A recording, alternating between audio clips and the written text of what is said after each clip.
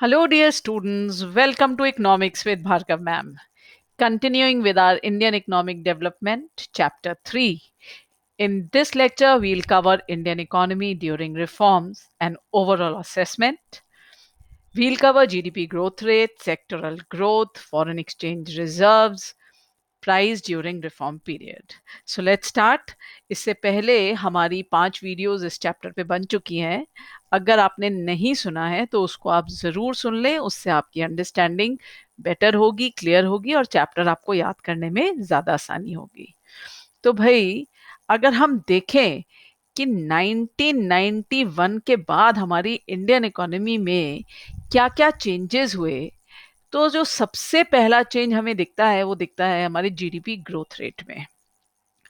हमारा GDP growth rate बढ़ गया था क्योंकि विद 1991 रिफॉर्म्स, तो जो हमारी इकोनॉमी की ग्रोथ पेज है उसमें डेफिनेटली एक बहुत बड़ा चेंज आया था।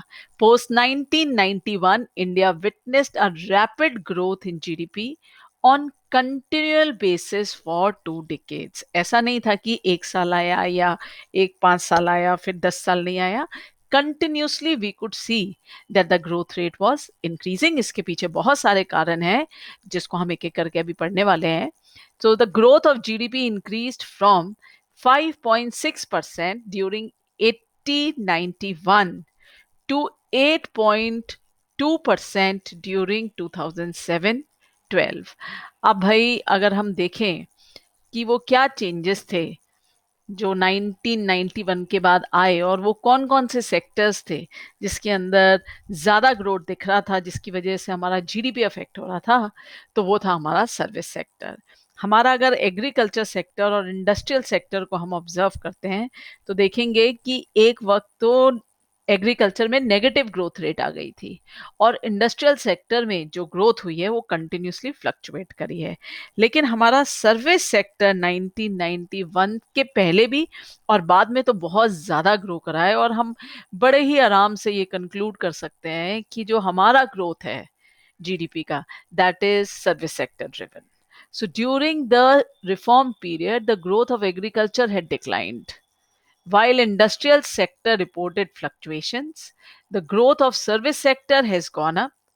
This indicates that this growth is mainly driven by growth in service sector. बहुत सारी बातें पहले 5 वीडियो में बोली हुई हैं। बहुत सारे फैक्टर्स जो ऐसे ग्रोथ रेट के लिए रिस्पॉन्सिबल है हम आगे पढ़ने वाले हैं। अगर आप ये सारे वीडियो सुनेंगे तो आपको कंटिन्यूसली ये चैप्टर समझने में ज़्यादा आसानी होगी। तो अब देखिए, ऑब्जर्व करिए इस टेबल से कि growth rate of GDP and major sectors, अगर हम 91 से लेकर 2014-15 तक ऑब्जर्व करें एग्रीकल्चर, तो देखिए 3.6% ग्रोथ रेट रही है। 3.3, 2.3, 3.2, कंटिन्यूसली ये कम हुआ और फिर 2014-15 में तो ये नेगेटिव पे चला गया। अगर आप इंडस्ट्री में देखेंगे तो हमारा 80 से लेकर 91 तक जो ग्रोथ रेट था इंडस्ट्री में 7.1 था। फिर 2002-7 में बढ़ा भी, लेकिन कंटिन्यूसली ये जैसे जैसे वक्त बीतता गया उसका जो ग्रोथ है वो कम होता गया। चाइनीज प्रोडक्ट की वजह से, इंपोर्ट्स की वजह से, बहुत सारे फैक्टर्स हैं। अगर आपने वीडियो सुनी है तो आपको पता होगा। फिर अगर आप 2014-15 में देखेंगे तो ये सिर्फ 6% रह गया। लेकिन जो सर्विस सेक्टर है that is shown a continuous increase almost all through, and in 2014-15 it is 9.8%. So during 2012 and 15 there has been a setback in the growth rate of different sectors witnessed post 1991. अगर आप देखें agriculture को तो while agriculture recorded a high growth rate during 2013-14, this sector witnessed negative growth rate in subsequent year. ये देखिए -0.2%। Okay, अगर आप ये देखें industrial sector witnessed a steep decline during 2013 12-13, but in subsequent years it began to show a continuous positive growth. देखिए 7.1, 6.5, 9.4, उसके बाद कम हुआ और उसके बाद कंटिन्यूसली बढ़ना शुरू हो गया। तो जो डिप था सबसे बड़ा ग्रोथ में इंडस्ट्री के, वो था during 2012-13, while service sector continued to witness a high level of growth, higher than the overall GDP growth in 2014-15. This sector witnessed the high growth rate of 9.8%. अगर आप सर्विस सेक्टर को observe करें तो growth rate था 80 और 91 के बीच में 6.7, जो कंटिन्यूसली बढ़ता चला जा रहा था। देखिए 2007-12 में ये हो गया 10%, और अगर आप देखें 2014-15 में तो इट इज़ 9.8%, और अगर आप जीडीपी की ओवरऑल ग्रोथ रेट देखेंगे तो दैट हैज़ बीन 7.4%। तो अगर हम एग्रीकल्चर को कंपेयर करें तो as compare to overall growth rate of GDP, ये तो नेगेटिव में ही है। इंडस्ट्री का भी ग्रोथ रेट हमारे जीडीपी से कम रहा है ग्रोथ रेट, और अगर आप सर्विस सेक्टर को देखें तो इसका ग्रोथ रेट हमारे ओवरऑल जीडीपी ग्रोथ रेट से ज्यादा रहा है। सो अब वो क्या कारण रहे हैं, इसको हमने पहले वीडियोस में स्टडी करा है, लेकिन आइए देखिए इसका क्रिटिसिज्म क्या होता है कि reform process has been widely criticised for not being able to address some of the basic problems facing our economy, especially in the areas of employment in agriculture and industry. आपने पढ़ा होगा कि industry में और agriculture में investment आना 1991 के बाद बिल्कुल मिनिमल हो गया था, जिसके कारण एग्रीकल्चर ने बहुत सफ़र करा, इंडस्ट्री ने बहुत सफ़र करा। इंफ्रास्ट्रक्चर बिल्कुल नहीं डेवलप हुआ related to agriculture and industry, physical management was very poor, result agriculture and industry were totally ignored and depleted sectors.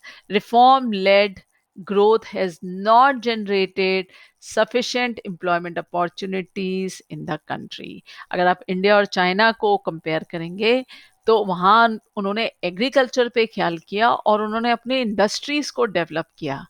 इसी वजह से वहाँ पे अनएम्प्लॉयमेंट की प्रॉब्लम नहीं रही। क्यों? क्योंकि एक ट्रांजिशन हुआ एग्रीकल्चर से इंडस्ट्री की तरफ। लेकिन हमारे यहाँ ना एग्रीकल्चर पे ध्यान हुआ और ना इंडस्ट्री की इंफ्रास्ट्रक्चर हुआ डेवलप, ना इसका ग्रोथ हुआ। तो रिजल्ट ये हुआ कि हमारे कंट्री में अनएम्प्लॉयमेंट की एक बहुत मेजर प्रॉब्लम रही है। जबकि चाइना की पॉपुलेशन हमसे ज़्यादा है, बट शायद उनकी प्लानिंग हमसे ज़्यादा अच्छी रही है। इसी वजह से उन्होंने हमसे ज़्यादा पॉपुलेशन को बहुत अच्छी तरीके से डील करा है। अब आइए फॉरेन एक्सचेंज रिजर्व, भाई इस फ्रंट पे हमने बाजी मार ली। India is one of the largest foreign exchange reserve holder in the world. कैसे? The opening of economy has led to a rapid increase in foreign direct investment and foreign exchange reserves.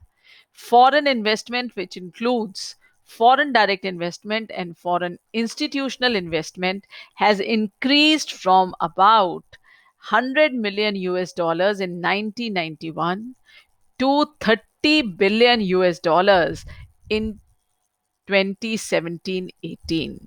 There has been an increase in foreign exchange reserves from about 6 billion US dollar in 1991 to about 413 billion dollars US dollars in 2018-19। और अगर हमारे आप exports को देखो तो ज़्यादा तो export हमारे नहीं रहे हैं, क्योंकि चाइना ने हमें कभी उतना डेवलप ही नहीं होने दिया, हमारी इंडस्ट्रीज कभी डेवलप ही नहीं हुई, तो हम एक्सपोर्ट क्या करते। लेकिन फिर भी India is seen as a successful exporter of auto parts engineering goods। और अगर हमारे को किसी ने फॉरेन एक्सचेंज रिजर्व्स के फ्रंट पे सेव करा है और दुनिया में एक जगह दिलाई है तो वो है आईटी सॉफ्टवेयर। दुनिया भर में हमारे आईटी प्रोफेशनल्स, हमारे आईटी सॉफ्टवेयर को माना जाता है, लोहा माना जाता है, और हमारे टेक्सटाइल्स को। और अगर आप प्राइसेस के फ्रंट पे देखेंगे तो वहाँ पे भी हम बहुत सक्सेसफुल रहे हैं। अगर आप 1991 के पहले देखेंगे तो हमारा इन्फ्लेशन रेट बहुत हाई रहा है, लेकिन रिफॉर्म पीरियड में हमने राइजिंग प्राइस को कंट्रोल में रखा है, क्योंकि जब भी किसी चीज़ की शॉर्टेज होती थी तो हम उसको इम्पोर्ट करते थे, वो बात अलग है। राइजिंग प्राइस को कंट्रोल में रखने के संग-संग हमारे ऊपर एक बहुत बड़ा फॉरेन एक्सचेंज डेट जो ग्रो करता गया है। लेकिन हाँ, डेफ़िनेटली वो एक अलग बात है, प्राइसेज़ हमारे कंट्रोल में रहे हैं। तो अगर हम एक ओवरऑल असेसमेंट देखें, तो भई हमारा जीडीपी ग्रोथ बहुत ज़्यादा इफ़ेक्टिव नहीं रहा है, लेकिन हाँ, कंपैरिज़न में बहुत अच्छा रहा है। अगर आप देखें एग्रीकल्चर, इंडस्ट्री, ये दोनों फेल हुई हैं, हमने इसके ऊपर बिल्कुल ख़्याल नहीं करा है।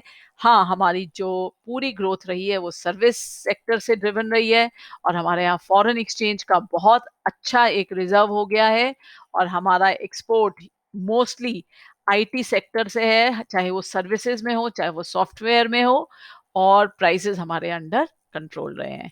I hope this concept is clear to you. Listen to the video again and again. I will surely put all the questions which you can get out of this video.